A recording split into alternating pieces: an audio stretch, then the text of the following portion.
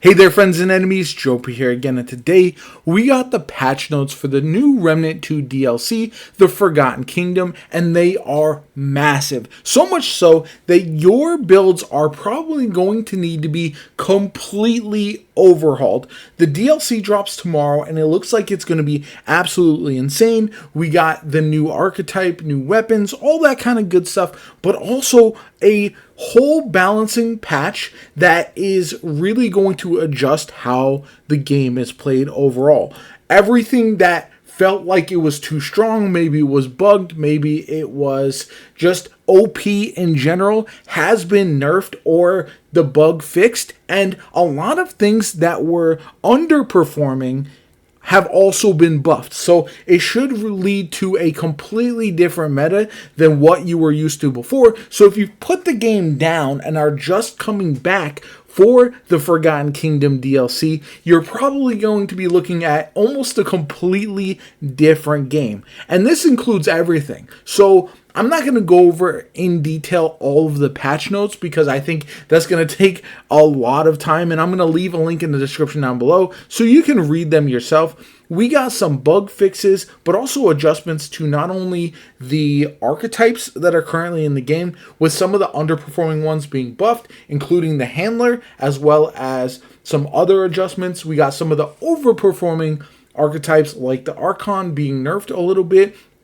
And overall, it's going to really shake things up. That combined with the new Invoker archetype means we're probably going to see very different builds with the archetypes being mixed and matched. Add to that dozens of weapons got adjusted with buffs and nerfs and just overall changes. Some of the weapons got completely adjusted in how they performed.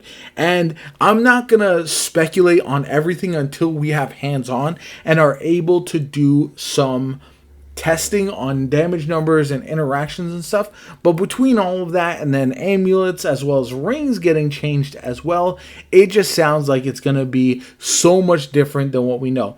This is including a couple of the current traits in the game being completely removed, folded into other traits, and different options being added in their stead. So it's one of those adjustments that is going to make Remnant 2 feel like a completely changed game in the way that you are going to be playing that. And that, as somebody who likes to change their build every week or so to really see where the new fun can be had, is very exciting for me personally, because it does feel like we've had a lot of these things in the game be very powerful for a very long time.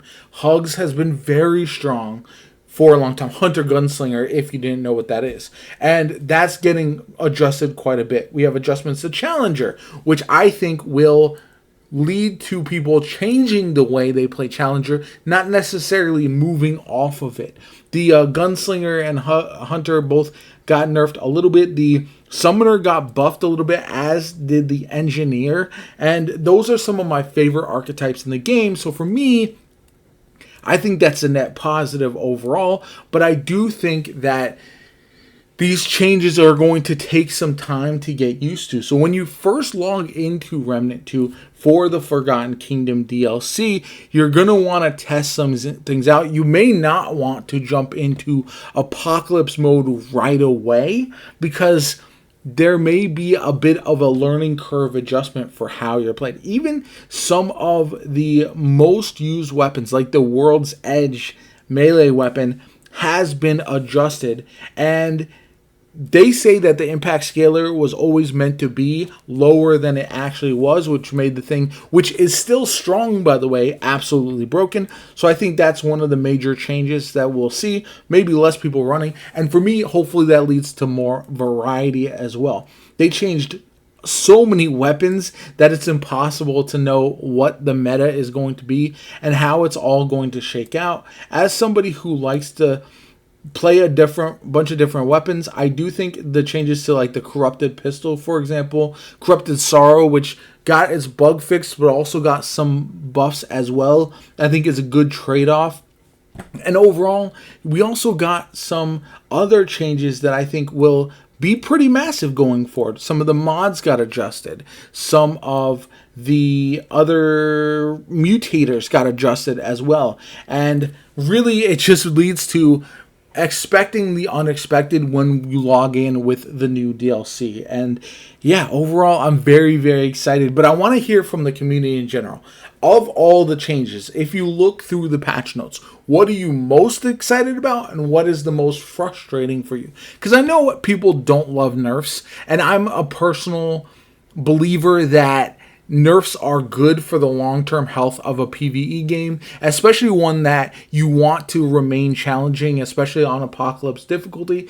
If you have a bunch of overperforming things and then you buff everything else to where those overperforming things are, like say you have broken archetypes and weapons and everything, and you buff everything to make them just as broken, the game becomes trivial and builds no longer matter because you can beat everything with everything anyway. So I do think there is a little bit of balance there. What they could always do is add another difficulty level as we get more and more powerful, but again, that might leave some people behind. So it's a tough balance in my opinion.